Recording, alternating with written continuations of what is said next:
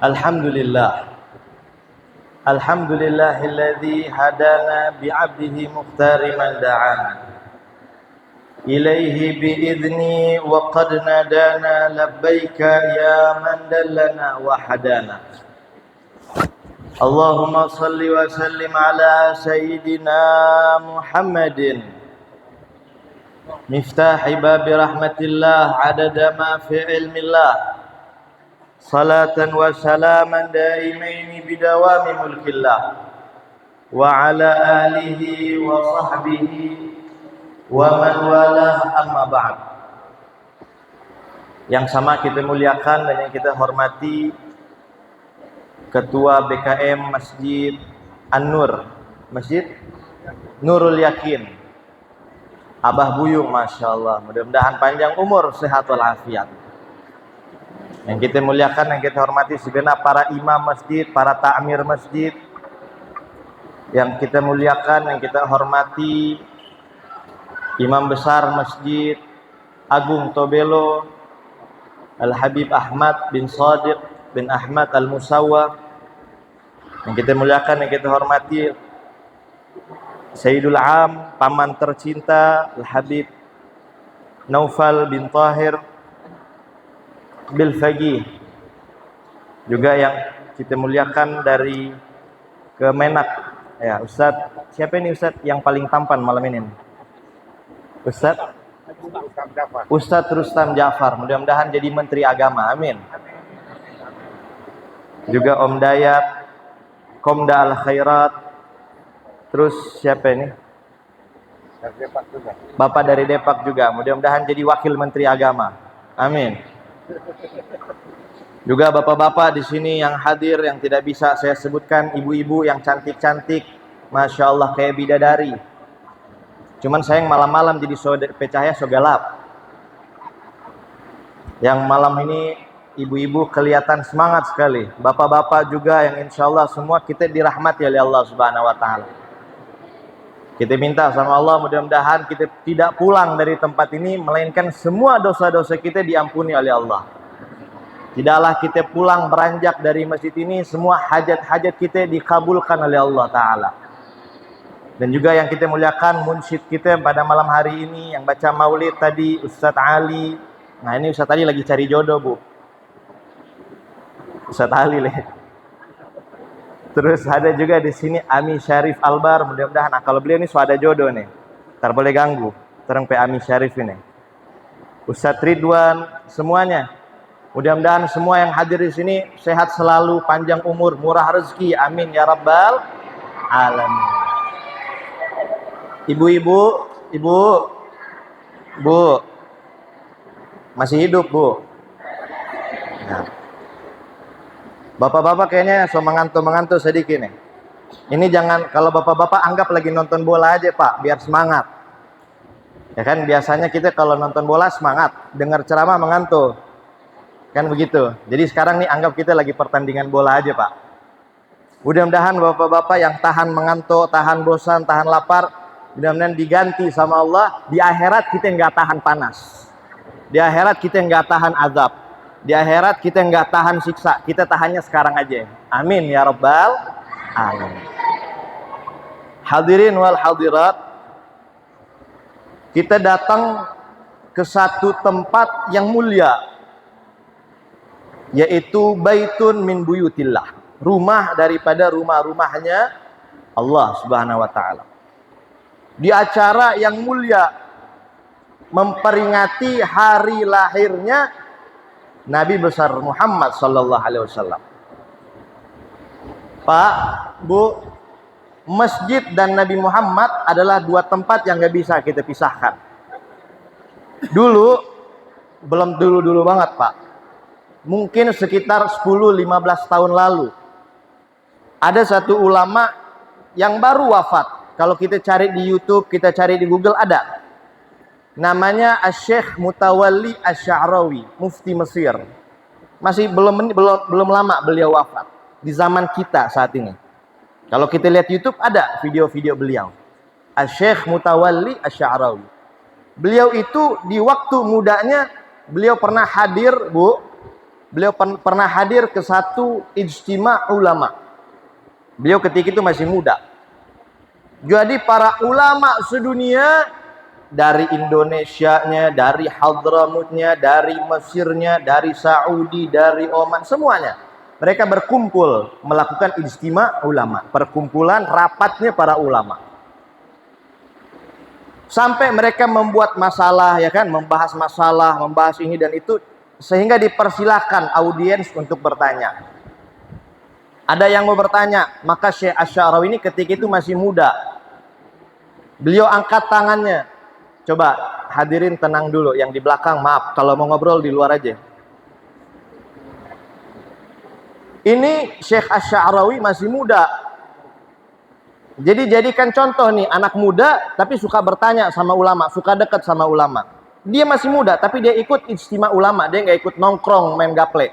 Dia nggak ikut main judi, dia nggak ikut mabok. Dia kemana anak muda? Ikut ijtima ulama. Kira-kira di kampung kita anak muda ada yang kayak begitu? Kita contoh nih, bukan kita bandingkan tapi kita contoh. Kok dia bisa, anak kampung sini nggak bisa? Sama-sama anak muda. Bedanya kita mau apa enggak? Anak mudanya mau baik apa enggak? Anak mudanya mau gitu-gitu aja apa mau berubah? Kalau bilang muda, saya juga muda, tapi saya bisa berdiri berceramah di sini. Kenapa? Saya mau belajar, saya mau berubah, saya mau berusaha. Nggak ada yang akhilan tanala. Tidak ada seorang manusia pun yang lahir jadi alim, nggak ada. Ta'allam falaisal mar'u yuladu aliman. Belajar, nggak ada orang lahir baik ngorok jadi alim, nggak ada, belajar. Nah, artinya apa? Berusaha untuk jadi baik, berusaha.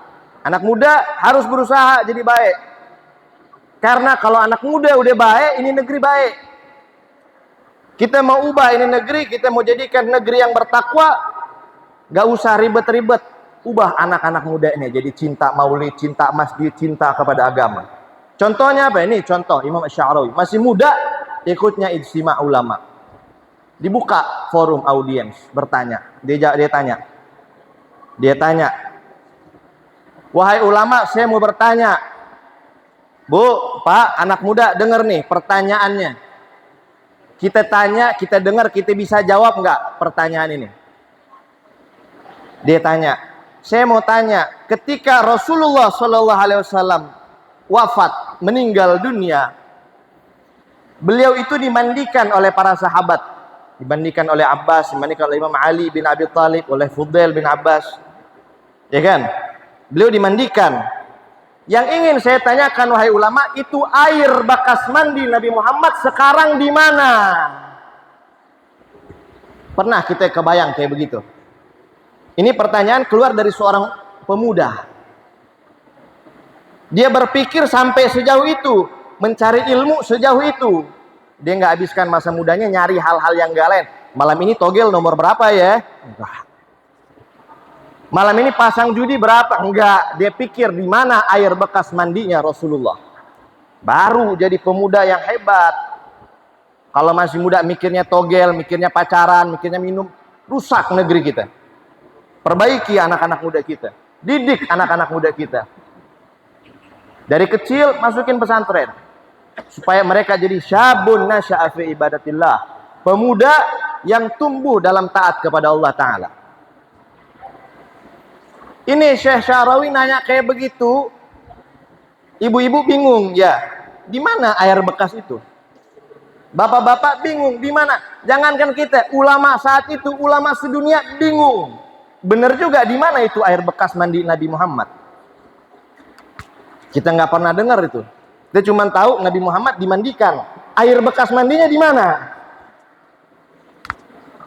Maka para ulama mengatakan, oh baik, tunggu. Kita tunda ini rapat. Kita pulang ke rumah masing-masing, ke hotel masing-masing. Coba kita buka kitab-kitab kita. Mungkin besok kita bisa jawab. Pulang. Pulang nyari kitab, nyari sana, nyari sini. Nggak dapat jawaban. Nggak dapat. 2 hari nggak dapat jawaban. 3 hari nggak dapat, sampai datang jadwal pertemuan berikutnya yang harusnya di situ dijawab. Malamnya, besoknya mau pertemuan, malamnya ada satu ulama bermimpi. Ada satu ulama mimpi. Dia mimpi begini, Pak, Bu. Dia mimpi dia ketemu sama Rasulullah sallallahu alaihi wasallam. Kita harus jadikan mimpi Rasulullah itu sebagai cita-cita kita. Mimpi bertemu Rasulullah. Jadikan itu angan-angan kita. Dia mimpi ketemu Rasul. Maka dia bilang, ini kesempatan. Saya cari kitab sana, kitab sini, kitab sana, kitab sini.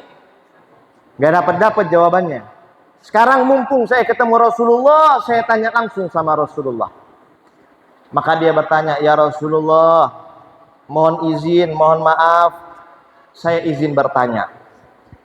Saya mau bertanya ya Rasulullah, ketika engkau dimandikan jasadmu, engkau dimandikan oleh para sahabat-sahabat, itu ya Rasulullah, air bekas mandi jenazahmu itu kemana ya Rasulullah?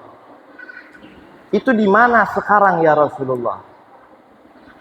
Maka Rasulullah sallallahu alaihi wasallam tidak menjawab, tapi Rasul memanggil seorang pemuda, ya gulam ta'al. Wahai anak muda, sini. Anak muda tersebut datang menghampiri Rasulullah membawa lentera. Dia datang membawa lentera. Kemudian Nabi Muhammad mengatakan, wahai anak muda, kamu jawab pertanyaan ulama ini. Maka anak kecil, anak muda tersebut yang ada di samping Rasulullah, dia menjawab, wahai ulama, wahai syekh, sesungguhnya air bekas mandinya Rasulullah sallallahu alaihi wasallam, ketika beliau dimandikan jasadnya, maka air tersebut diangkat, menguap oleh matahari, diangkat sampai ke awan, sehingga awan menampung bekas air mandinya Rasul sallallahu alaihi wasallam. Dan air tersebut tidak diturunkan menjadi satu kali hujan, tapi diturunkan setetes demi setetes di setiap muka bumi ini, yang mana setiap tetesan air dari bekas mandi Rasulullah yang mengenai satu tempat di muka bumi, satu tetes air tersebut akan tumbuh, akan menjadi masjid-masjidnya Allah. Termasuk masjid ini. Kalau kita ikut dalam mimpi tersebut, setiap tetes yang jatuh ke muka bumi, maka di situ didirikan masjid. Maka bekas mandi Rasul sallallahu alaihi wasallam mungkin bisa saja jatuh juga di tempat ini. Alhamdulillah. Maka ini ulama bangun, girang, senang. Alhamdulillah, saya dapat jawabannya. Saya dapat jawaban. Maka dia pergi ke perkumpulan ulama tersebut, ke istimewa ulama tersebut. Dia buru-buru, Pak, Bu, dia buru-buru, dia pengen kasih tahu nih. Maka ketika dibuka forum tersebut, dia langsung bertanya, mana anak muda kemarin yang bertanya tentang air mandinya Rasulullah? Maka Syekh Mutawalli Asy'arawi angkat tangan, saya, wahai Syekh. Sini kamu, ta'al, maju ke depan. Maka Syekh Mutawalli Asy'arawi maju ke depan, menghadap ulama tersebut. Dan ulama tersebut mengatakan, wahai anak muda, sesungguhnya saya udah dapat jawabannya dari Rasulullah sallallahu alaihi wasallam. Kamu pengen dengar nggak jawabannya? Kata Syekh Mutawalli Asy'arawi, sabar dulu wahai Syekh. Saya mau tanya dulu, yang jawab itu langsung Rasulullah atau bukan? Dia tanya, yang jawab pertanyaan kamu itu benar-benar keluar dari Rasulullah? Maka ulama mengatakan, oh bukan. Tapi yang menjawab pertanyaanku adalah seorang anak muda yang ikut bersama Rasulullah. Dia bilang, wahai Syekh, anak muda itu ya saya, Mutawalli Asy'arawi. Itu anak muda, Pak. Wahai Syekh, yang menjawab pertanyaanmu dalam mimpi yang membawa lentera itu saya. Gak usah kamu jawab, saya udah tahu jawabannya. Luar biasa, hadirin wal hadirat. Ikatan yang begitu dahsyat dengan Rasulullah. Ikatan yang begitu besar dengan Nabi Muhammad, sehingga gak bakal rugi orang kalau hatinya terikat sama Nabi Muhammad. Orang gak bakal rugi orang kalau terus mengingat Rasulullah, mencintai Rasulullah. Bahkan kita, Bu, kita nih ada di akhir zaman. Kita ada di akhir zaman. Kita sering bilang, ada satu syair Imam Syafi'i bagus sekali. Beliau bilang apa? Na'ibu zamanana walaysa fi zamanina aibun siwana. Beliau mengatakan apa? Na'ibu zamanana, kita ini selalu menghina-hina dan menyala-nyalakan zaman kita. Oh, ini akhir zaman, memang zaman busuk dan zaman buruk. Kita sering bilang begitu. Ini zaman jelek, ini zaman hancur. Kata Imam Syafi'i, na'ibu zamanana walaysa fi zamani na'ibun siwana. Kita nggak sadar, zaman itu nggak memiliki kekurangan, zaman itu nggak memiliki kebusukan, zaman itu nggak memiliki aib. Yang aib adalah diri kita yang bermaksiat di zaman ini. Yang menjadi rusak bukan zamannya, orang-orangnya rusak. Orang-orangnya nggak ada akhlak, orang-orangnya bejat semuanya. Akhirnya ini zaman rusak, zaman bejat, zaman yang nggak bagus. Bukan zamannya, kitanya. Kita yang rusak, kita yang hancur. Betul. Ini zaman edan. Kenapa ini zaman disebut zaman edan? Bu, Pak, saya kasih tahu. Umat-umat Nabi zaman dahulu yang mereka diazab, yang kita dengar, yang mereka disiksa, itu setiap umat punya dosanya masing-masing. Punya dosa masing-masing. Saya kasih contoh apa? Kaum Nabi Lut alaihissalam. Kaum Nabi Lut itu diazab oleh Allah, kampung mereka ditebalikan, kemudian dilempar oleh api-api neraka. Itu dosanya apa? Dosanya satu, mereka suka liwat. Apa itu liwat? Mereka adalah orang-orang yang LGBT kalau zaman sekarang. Orang-orang penyuka sesama jenis. Sehingga mereka diazab oleh Allah karena dosa tersebut. Ada lagi nabi yang kaumnya di situ diazab oleh Allah karena suka mengurang-urangi timbangan. Kalau di pasar bawang 1 kilo 10.000, dia jual kurang dari 1 kilo, dia kurangin. Dia suka curang sama timbangan, dia azab sama Allah Subhanahu wa taala. Ada lagi kaum yang mereka itu sombong dan congkak, nggak mau mendengar nasihat daripada nabi mereka. Dia azab sama Allah, disiksa sama Allah. Tapi ini akhir zaman, umat Nabi Muhammad yang terakhir ini, semua maksiat para nabi zaman dulu ada. Kita lihat umat Nabi Lut, kaumnya LGBT zaman sekarang ada. Kita lihat kaum nabi terdahulu yang suka main timbangan, ada zaman kita. Kita lihat umat zaman dulu yang gak suka dengar ceramah, gak suka dengar nasihat dari ulama, dari habaib, dari para nabi, zaman sekarang ada. Ya kan? Lengkap. Makanya disebut zaman edan. Semua maksiat para nabi dan rasul, umat para nabi dan rasul zaman dulu ada di zaman sekarang. Ada. Kita cari, bahkan nabi palsu ada. Malaikat Jibril di Jawa ada. Nih, Habib Novel buktinya, saksinya. Ngaku malaikat Jibril ada, bayangkan. Ngaku Tuhan ada. Zaman ini. Saya barusan sebulan lalu saya dari Solo. Di Solo dibilang, "Beb, di sini ada nabi." Luar biasa ada nabi. Kita hidup di zaman nabi berarti. Berarti kalau Anda ketemu nabi itu, Anda jadi sahabat dong. Semuanya ada. Masya Allah, ini akhir zaman. Semuanya lengkap. Maksiat apa yang kita cari kalau nggak ada? Cari deh, maksiat apa yang nggak ada di akhir zaman ini. Semuanya lengkap.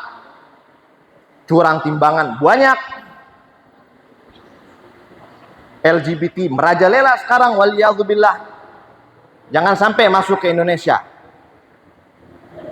Oh, maksiat Pak, Bu, rupa-rupa macam. Tinggal kita jaga. Jaga ku anfusakum wa ahlikum nar. Jaga diri kalian, jaga keluarga kalian dari api neraka. Maka kajian-kajian begini harus sering diadakan. Kenapa? Kalau nggak ada kayak begini, Pak, ini sekarang malam apa ya? Malam Kamis. Mungkin kalau kita nggak bikin maulid, ibu-ibu bapak di sekarang mungkin lagi di rumah, lagi nonton TV, lagi nonton ngapain. Syukur-syukur kalau lagi nonton. Syukur-syukur ibu bapak. Kalau anak-anak mudanya nggak tahu kemana sekarang. Mumpung ada maulid mereka datang. Kalau nggak tahu mereka kemana. Entah mereka maksiat sama Allah, naudzubillah, jangan sampai entah mereka ngapain, pacaran kek. Sehingga dikatakan apa? Al-batil bin nizam yaglibul haqqa bighairin nizam. Kebatilan yang terorganisir, terencana dengan baik, dia akan mengalahkan kebenaran yang tidak terencana. Kebenaran yang tidak bersatu, kebenaran yang terpecah belah, nggak bakal bisa menang melawan kebatilan yang merajalela sekarang ini, Pak. Hadirin wal hadirat, kita kembali, kita bahas Rasulullah Sallallahu Alaihi Wasallam. Kita bahas bagaimana Nabi Muhammad Sallallahu Alaihi Wasallam. Karena saya rasa ini waktu udah cukup malam, jam 10:30 malam. Mungkin 10 menit lagi saya selesai. Boleh, Bu? Boleh. Selesai apa lanjut? Bapak-bapak boleh? Lanjut. 20 jam lagi katanya. Shallu ala Nabi Muhammad.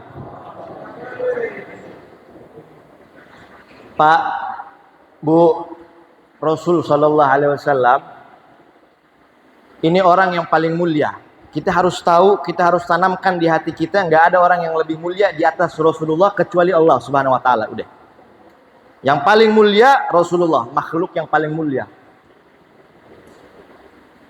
Famablaghul ilmi fihi annahu basyarun wa annahu khairu khalqillahi kullihim. Imam Al-Busiri mengatakan apa? Betul, Nabi Muhammad itu manusia, betul. Nabi Muhammad manusia. Tapi harus ingat, wa annahu khairu khalqillahi kullihim. Tapi Nabi Muhammad itu adalah ciptaan Allah yang paling sempurna.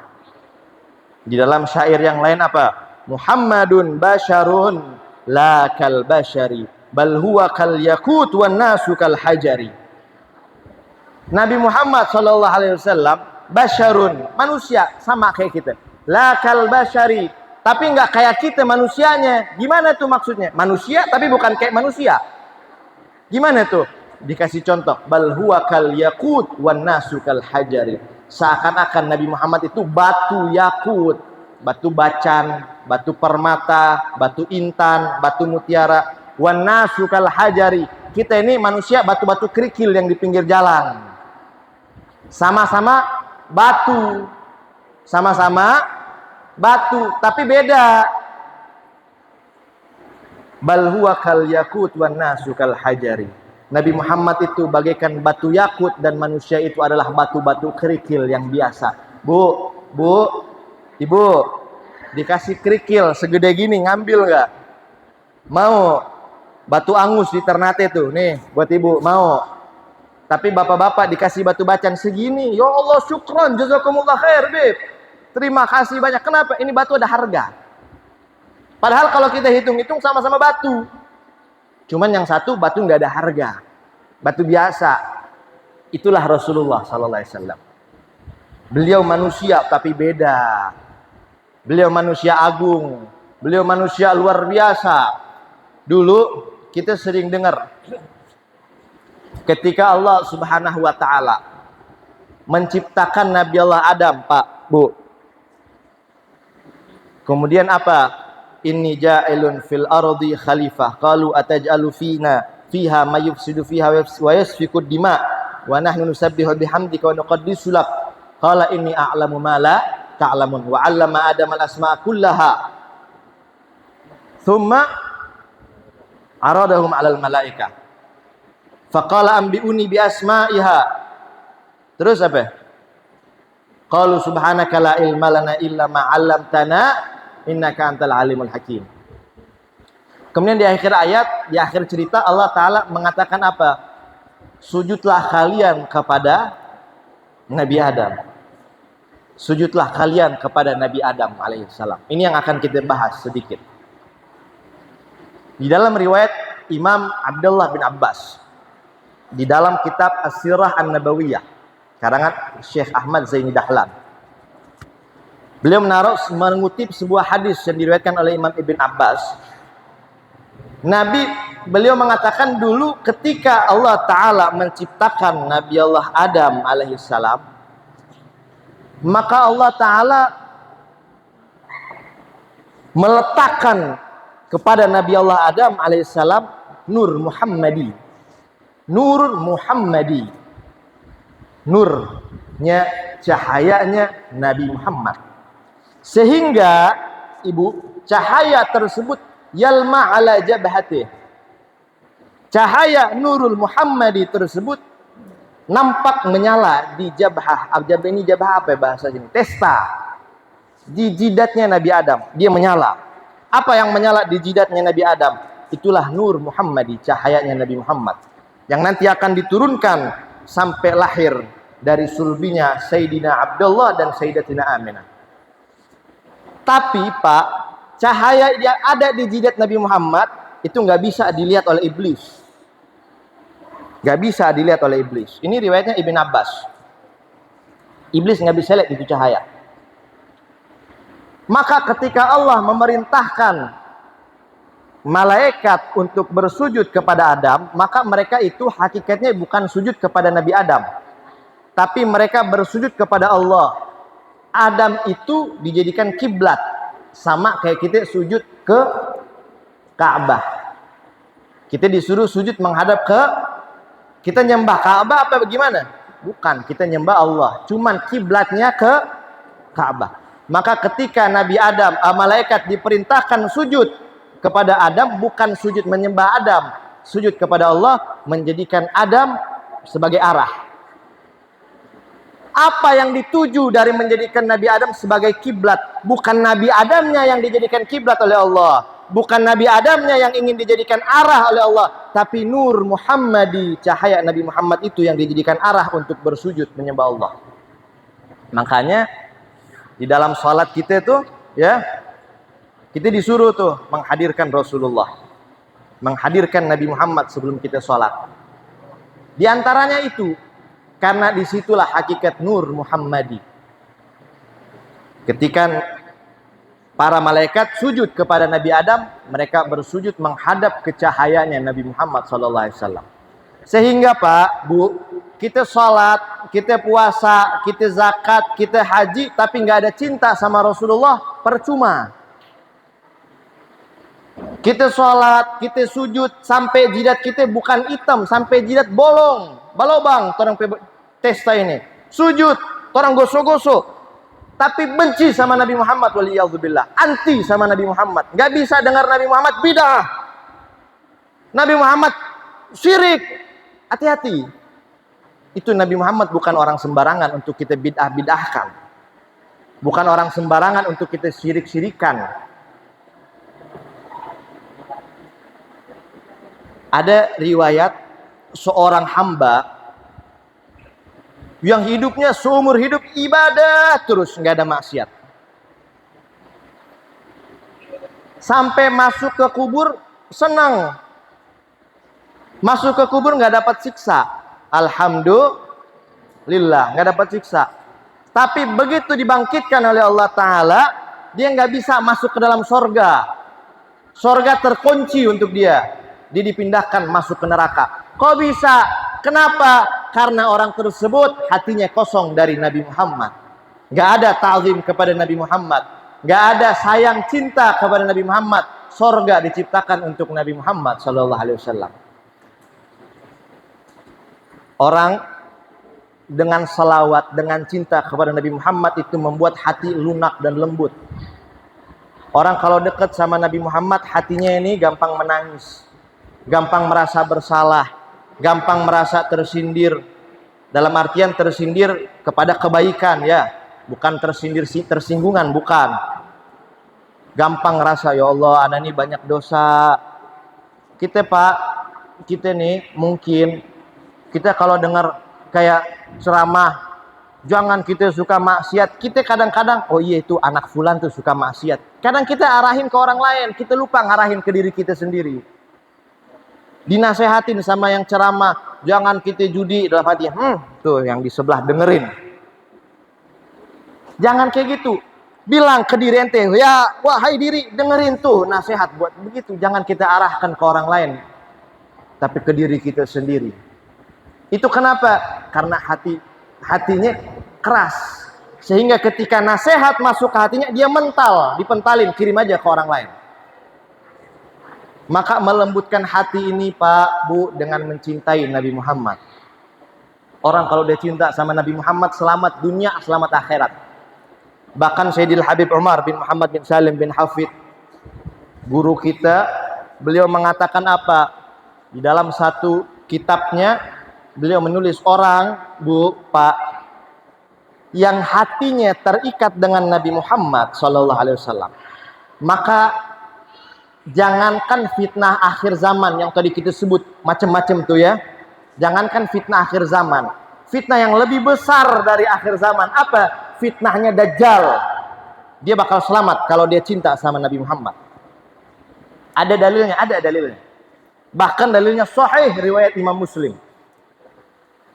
Nabi menceritakan Dajjal itu suatu ketika dia keluar bersama para pasukannya. Ketika dia keluar, dia menjumpai seorang pemuda yang saleh, pemuda yang bertakwa kepada Allah Ta'ala. Maka ketika itu Dajjal mengatakan, wahai pemuda, siapa saya? Dia mengatakan, kamu Dajjal. Enggak, saya Tuhan. Maka kata pemuda ini, la antal Dajjal al-Kadzab al-A'war alladzi akhbarana anka Rasulullah sallallahu alaihi wasallam. Pemuda ini bilang, enggak, kamu bukan Tuhan, kamu Dajjal, kamu pendusta, kamu pembohong, kamulah orang yang buta mata sebelah, kamulah yang sudah dikabarkan oleh Rasulullah sallallahu alaihi wasallam. Maka ketika itu Dajjal membunuh pemuda tersebut, membelah dia menjadi dua, dibelah jadi dua, sehingga darah berkucuran di mana-mana. Ini manusia dibelah jadi dua sama Dajjal.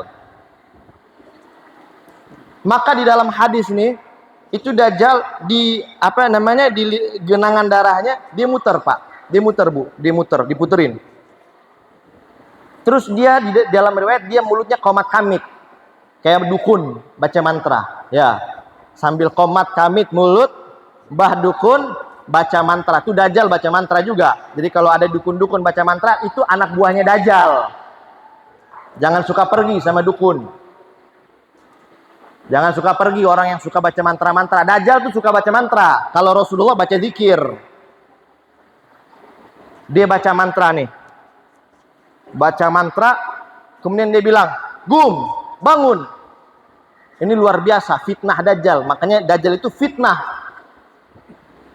Maka ketika dia mengatakan gum, Allah mengizinkan perkataannya terjadi. Bukan karena Dajjalnya, karena memang Allah memberikan kepada Dajjal sebagai cobaan, fitnah untuk manusia. Diberikan kekuatan itu. Itu Pak, Bu, manusia yang dipotong dua tadi menyatu jadi satu. Dengan darah yang masih terkucur tadi. Jadi ini pemuda bangun, dia lihat itu dia punya darah. Dan dia sadar dia habis dibunuh sama Dajjal, dia sadar dia habis dibangkitkan sama Dajjal. Luar biasa, bisa membunuh, bisa membangkitkan. Maka dia bilang, "Hei pemuda, kamu gak beriman sama saya? Kamu gak lihat? Saya udah matikan kamu, saya udah hidupkan kamu kembali. Beriman sama saya ini Tuhanmu." Ini pemuda bilang, la anta Dajjal al-A'war al-Kadzab alladzi akhbarana anka Rasulullah sallallahu alaihi wasallam. Enggak, kamu ini Dajjal, kamu ini pendusta, kamu ini pembohong. Rasulullah udah ngabarin tentang kamu. Maka ketika itu, Bu, dalam hadis Dajjal diangkat kekuatannya, fitnahnya berakhir di situ. Dia udah nggak punya fitnah kekuatan apa-apa lagi. Ketika dia ingin membunuh pemuda tersebut, dia udah nggak bisa ngebunuh lagi. Bahkan untuk membunuh dia udah nggak bisa. Diangkat fitnahnya. Maka dia perintahkan ribuan pasukannya bunuh. Maka nih ribuan pasukan dicincang habis nih manusia, nih makhluk, nih hamba Allah Ta'ala yang mulia ini. Itu Nabi katakan sebaik-baik syuhada adalah pemuda itu. Karena dia ketemu Dajjal, dia nggak tumbang. Dajjal tuh, Pak, naudzubillah, jangan sampai kita lihat aja jangan. Kalau kita lihat Dajjal, maka walaupun kita yakin, saya kuat, saya beriman, saya percaya. Ketika kita lihat Dajjal, maka iman kita akan meleleh seperti es. Langsung keluar dari badan. Itu saking gedenya fitnahnya. Nah ini pemuda yang dalam hadis, dia bukan nyari Dajjal. Emang ketemu, dia nggak pengen cari Dajjal. Akhirnya dibunuh sama para juridnya Dajjal. Apakah dia beriman sama Dajjal? Enggak. Apakah dia termakan dengan fitnah Dajjal? Tidak. Apakah dia terbuai dengan godaan Dajjal? Tidak. Kenapa? Al-Habib Umar menjawab, lihat perkataannya dia. Ini pemuda, dia bisa selamat dari fitnah Dajjal, dia bisa selamat dari kebohongannya Dajjal, karena dia pemuda yang terikat dan cinta dengan Nabi Muhammad. Kok bisa? Lihat jawaban dia. Enggak, kamu bukan Dajjal, kamu bukan Tuhan. Anta Dajjal, al-a'war. Kamu Dajjal, buta mata sebelah, al-kadzdzab, pendusta. Alladzi akhbarana anka Rasulullah. Yang Rasulullah udah ngabarin tentang kamu. Rasulullah udah kasih tahu tentang kamu. Ucapannya dia, Rasulullah sudah mengabarkan tentang kamu, menunjukkan ini pemuda adalah pemuda yang terikat dengan Rasulullah. Pemuda yang kenal dengan Rasulullah. Pemuda yang cinta dengan Rasulullah. Jangankan fitnah akhir zaman, fitnah Dajjal nggak mempan sama dia. Kenapa? Dia cinta kepada Rasulullah. Dia terikat dengan Rasulullah sallallahu alaihi wasallam. Jangankan fitnah akhir zaman, Pak. Fitnah Dajjal nggak bisa mempengaruhi orang yang cinta dan terikat dengan Rasulullah sallallahu alaihi wasallam. Luar biasa ya. Tinggal kita, Pak, kita harus cinta sama Rasulullah. Kita harus tanamkan, belajar mencintai Rasulullah, itu harus belajar. Cinta sama Rasulullah harus dipaksa. Kita, Bu, Ibu, kalau Rabiul Awal nih, kita nggak bisa cinta sama Rasulullah, kapan lagi? Ya, kalau kita nggak bisa banyakin selawat di bulan Rasulullah, di bulan Nabi Muhammad lahir, mau kapan lagi kita banyakin selawat? Ini momen, bikin maulid sana, bikin maulid sini, datengin Habib Fulan, datengin Ustadz Fulan. Tapi kitanya nggak ada penambahan cinta sama Rasulullah, nggak tambah kenal sama Rasulullah. Mau kapan lagi? Ini momennya, ini waktunya, ini saatnya. Cintai Rasulullah. Hidupkan Rasulullah di rumah kita. Sunnah-sunnahnya dijaga. Akhlak adab Rasulullah kita jaga.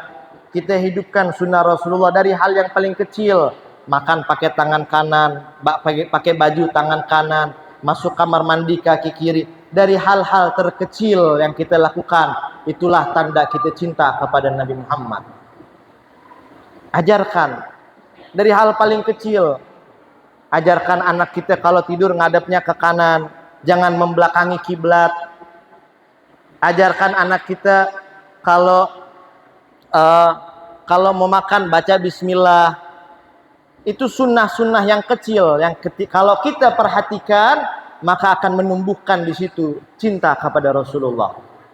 Kalau sunnah-sunnah Nabi kita tinggalkan, amaliyah Nabi kita tinggalkan, maka sulit. Karena kenapa? Rumah tangga kita 24 jam jauh dari Rasulullah.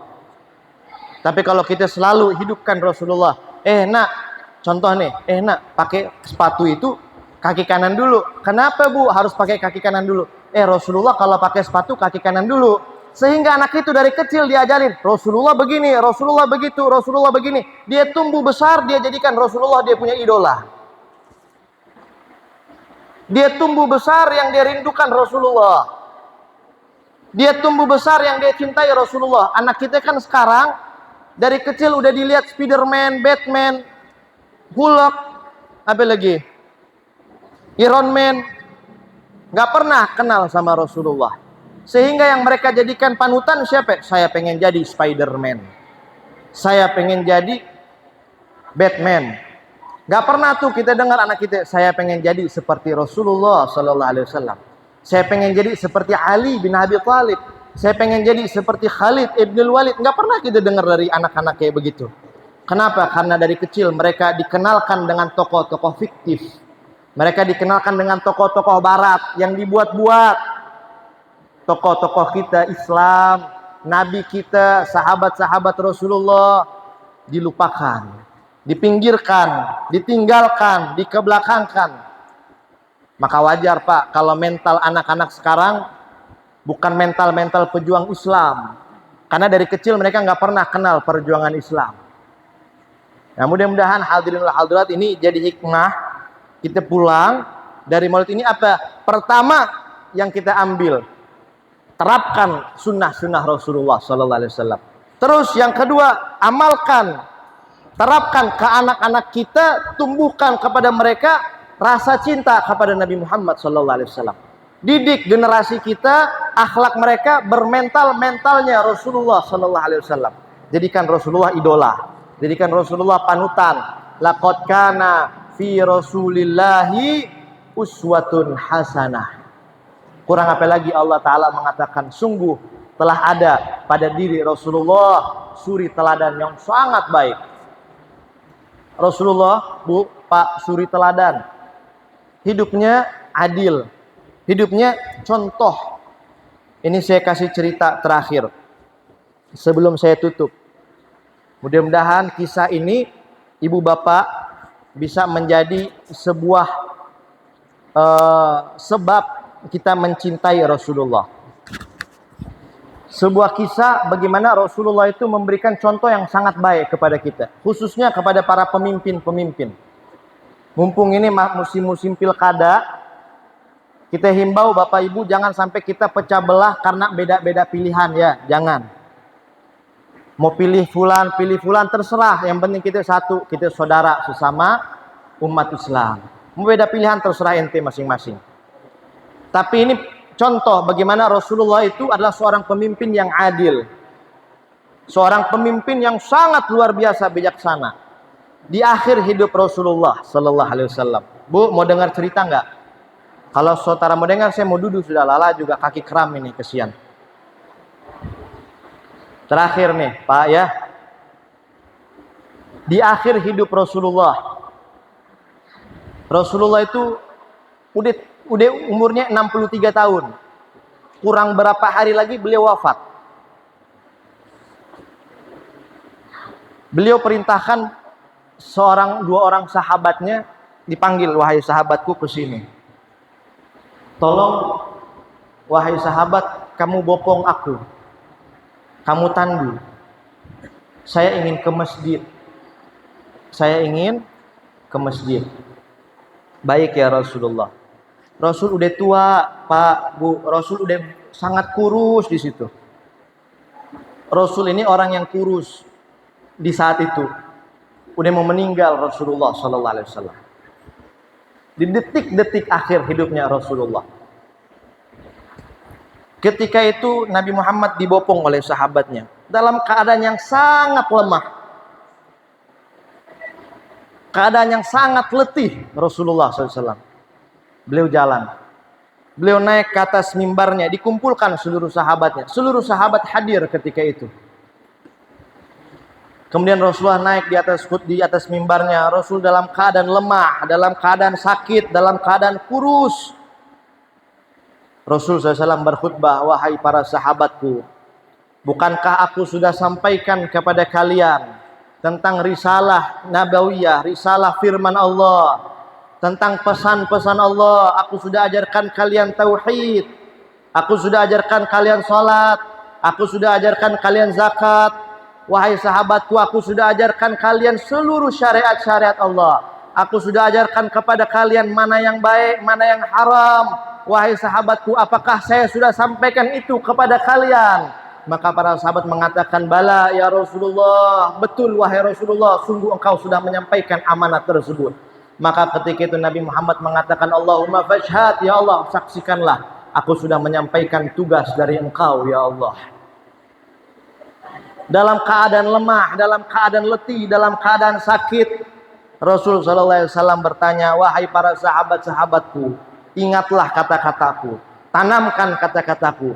Saya ini, wahai sahabatku, tidak lama lagi saya akan berjumpa dengan Allah. Tidak lama lagi saya akan meninggalkan dunia. Tidak lama lagi saya akan meninggalkan kalian, wahai para sahabatku. Tidak lama lagi saya akan berjumpa dengan zat Allah Subhanahu wa taala. Maka wahai para sahabatku, barangkali di antara kalian ada yang saya memiliki hutang piutang kepada kalian, maka tolong sampaikan kepada saya wahai sahabat-sahabatku. Biar saya selesaikan hutang itu, biar saya selesaikan pinjaman itu, biar saya selesaikan amanah itu, biar saya selesaikan tanggung jawab dan beban tersebut, sehingga saya berjumpa dengan Allah tanpa membawa beban apa-apa lagi wahai sahabat. Sahabat ketika itu semuanya menangis. Mereka terisak. Kenapa? Rasulullah akan meninggalkan kita. Rasulullah akan wafat. Rasulullah akan pergi. Semua sahabat menangis. Tiba-tiba dari belakang ada seorang sahabat yang berdiri. Ya Rasulullah. Ya Rasulullah, dipanggil Rasulullah. Tadi engkau mengatakan engkau akan membayar hutang piutang yang berkaitan dengan kami ya Rasulullah. Saya ingin bertanya kepadamu ya Rasulullah. Apabila yang akan saya katakan ini adalah hutang, termasuk daripada hutang kepadamu ya Rasulullah, maka saya ingin engkau membayarnya. Tapi kalau bukan termasuk hutang ya Rasulullah, maka biarkanlah itu terjadi. Maka para sahabat melihat, menengok kepada sahabat tersebut. Kok bisa ada orang yang menagih hutang kepada Rasulullah? Kok bisa ada orang yang berani-beraninya menagih harta kepada Rasulullah? Di saat Rasulullah sakit, di saat Rasulullah payah, di saat Rasulullah keletihan, bahkan Rasulullah dalam detik-detik menuju sakaratul maut, kok bisa ada sahabat yang tega menagih hutang dari Rasulullah? Maka ini Rasulullah mengatakan, katakan wahai sahabat. Sahabat ini bernama Ukasha. Katakanlah wahai Ukasha. Ukasha mengatakan, ya Rasulullah, barangkali mungkin ini bukan utang, tapi kalau ini utang, tolong kamu tunaikan hakmu. Dulu ya Rasulullah, di dalam suatu peperangan melawan kaum kafir Quraisy, melawan musuh-musuh Allah ya Rasulullah. Ketika itu engkau dengan kudamu, engkau pacu kudamu ya Rasulullah, engkau cambuk kudamu. Tapi ya Rasulullah, cambukan tersebut tidak mengenai kepada kudamu, tapi cambukan tersebut mengenai ke dalam perutku ya Rasulullah. Engkau mencambuk perutku ya Rasulullah.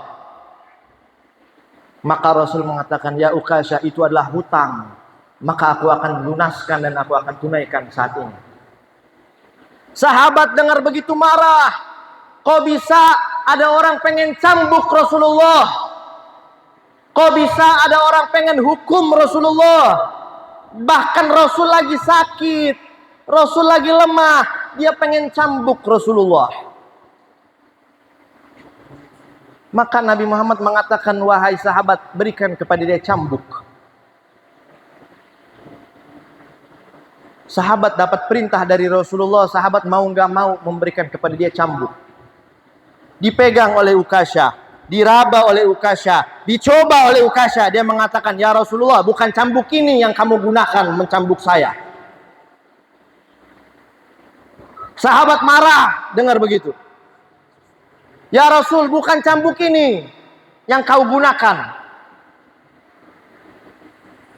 Maka Rasul dalam keadaan lemah, Rasul mengatakan, wahai Ali, pergilah kau ke rumah Fatimah Zahra. Pergilah engkau ke rumah putriku Fatimah. Di rumah Fatimah itu mungkin dia menyimpan cambuk yang pernah aku gunakan dulu. Maka Ali bin Abi Thalib pergi ke rumah Fatimah Zahra dalam keadaan marah. Datang ke rumah Sayyidah Fatimah, ke rumah istrinya, wahai Fatimah, di mana cambuk Rasulullah? Dilihat oleh Sayyidah Fatimah, Imam Ali bin Abi Thalib dalam keadaan marah. Wahai Ali, apa yang membuat kamu marah? Ada seorang sahabat Ukasha yang ingin mencambuk Rasulullah sallallahu alaihi wasallam. Dengar begitu Sayyidah Fatimah mengatakan, kenapa dia ingin mencambuk ayahku? Ayahku lagi sakit, ayahku udah tua, jangan dicambuk ayahku.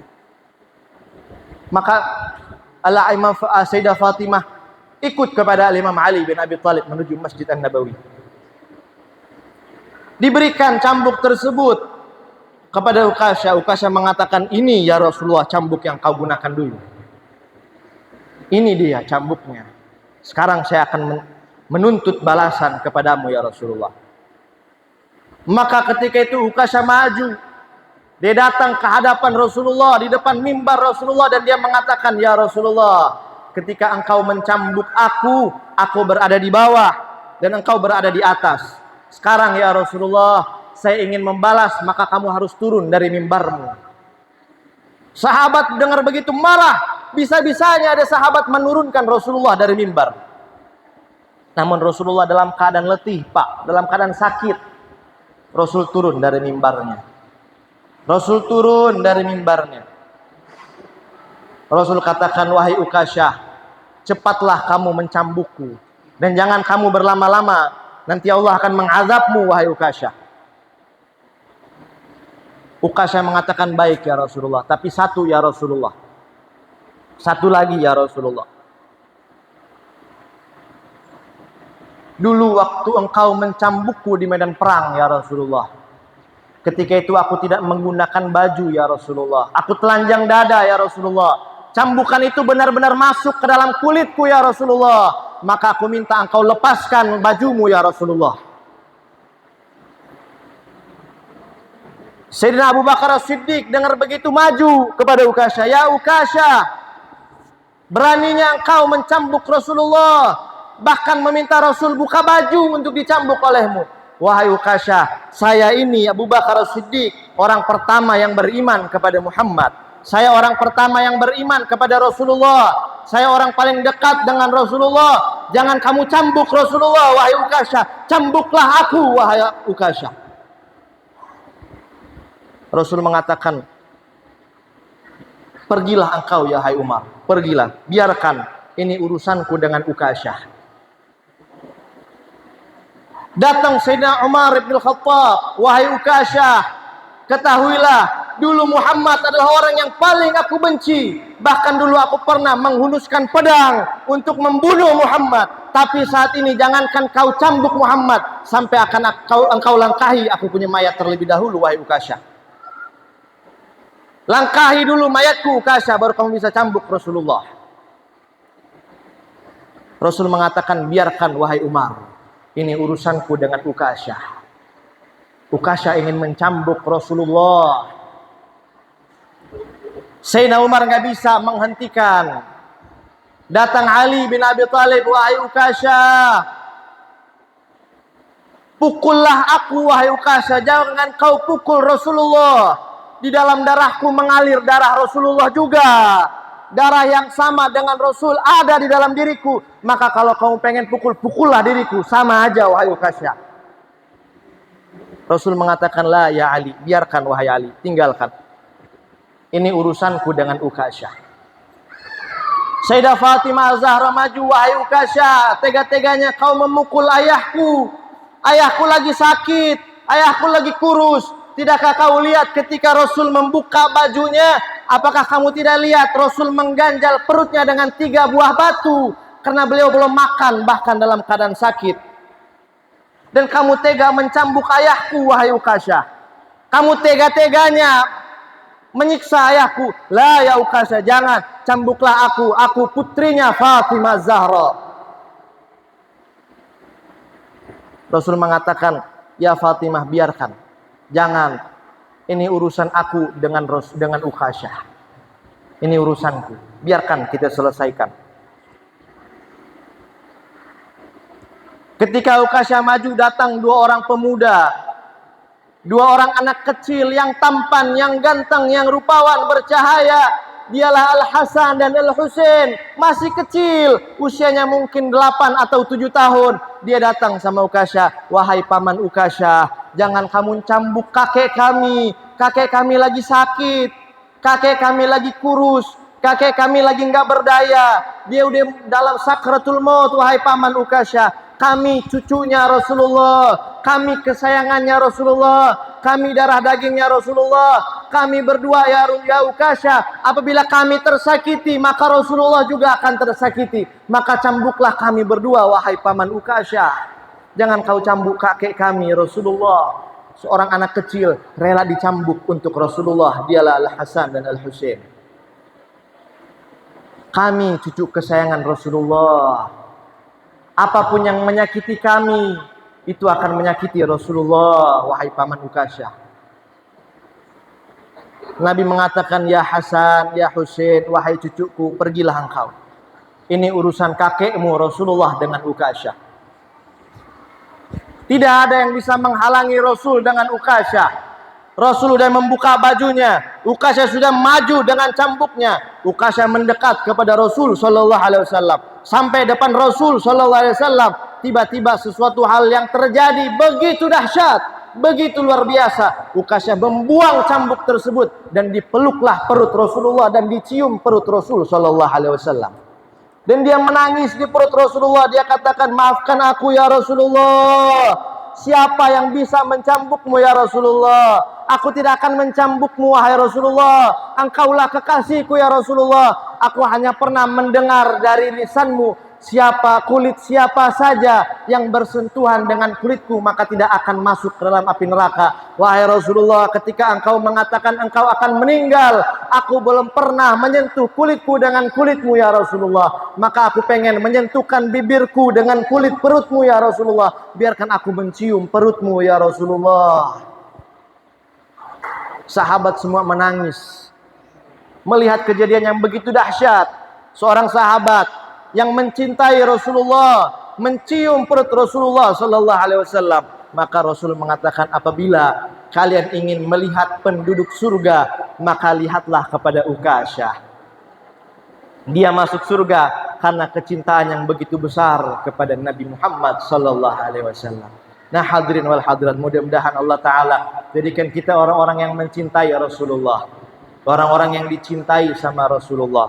Dan mudah-mudahan Allah Ta'ala berikan kita taufik wal hidayah. Allah berikan kita kekuatan untuk beribadah, kekuatan dalam meninggalkan kemaksiatan. Dan Allah jaga kampung kita, Allah jaga negeri kita, Allah jaga negara kita dari perpecahan, dari pertikaian. Allah jaga negeri kita daripada adu domba dan lain sebagainya. Dan Allah Subhanahu wa taala jaga pemuda-pemudi kita. Semoga mereka menjadi pemuda-pemudi yang tumbuh dalam ketaatan kepada Allah Subhanahu wa taala. Pemuda-pemudi yang taat beribadah kepada Allah, pemuda-pemudi yang bertakwa kepada Allah Subhanahu wa taala, dan menjadi pemuda-pemudi yang membanggakan Rasulullah sallallahu alaihi wasallam, membanggakan Nusantara Indonesia ini. Amin ya rabbal alamin. Kita doakan juga mudah-mudahan pilkada yang akan kita lalui ini menjadi pilkada yang aman, pilkada yang damai, yang tidak menimbulkan perpecahan antara keluarga, antara kerabat, antara teman. Ya, jangan jadikan pilkada yang satu hari itu merusak hubungan kita bertahun-tahun dengan saudara-saudara kita. Yang udah kita berteman bertahun-tahun, gara-gara pilkada satu hari pecah kongsi, pecah silaturahmi. Jangan.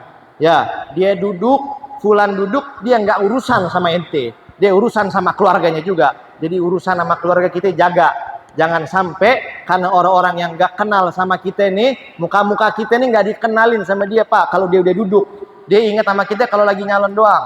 Jadi jangan sampai karena mereka-mereka yang haus dengan kekuasaan itu kita jadi pecah silaturahmi kita. Ya, kita jaga kerukunan tetangga, jaga kerukunan bersaudara, umat Islam, dan juga semua tetangga-tetangga kita jaga kerukunan, kebersamaan, perdamaian. Ya, mudah-mudahan Allah berikan kedamaian kepada kita semua. Allah berikan kepada kita kemakmuran. Allah berikan kepada kita pemimpin yang adil, pemimpin yang amanah, pemimpin yang istiqamah. Dan mudah-mudahan Allah Subhanahu wa taala jaga kampung kita, kampung apa? Gosoma.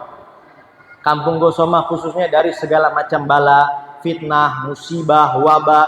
Dan Allah jaga seluruh kota Tobelo ini dari hal-hal munkarat, sayyi'at, dalalat. Nah, mudah-mudahan Allah Subhanahu wa taala berkahi kampung kita ini. Amin ya Allah ya rabbal alamin. Hadirin, saya nggak baca doa. Nanti kita minta Habib Ahmad baca doa. Tapi lebih kurangnya ibu-ibu, bapak-bapak semuanya, saya minta maaf ya.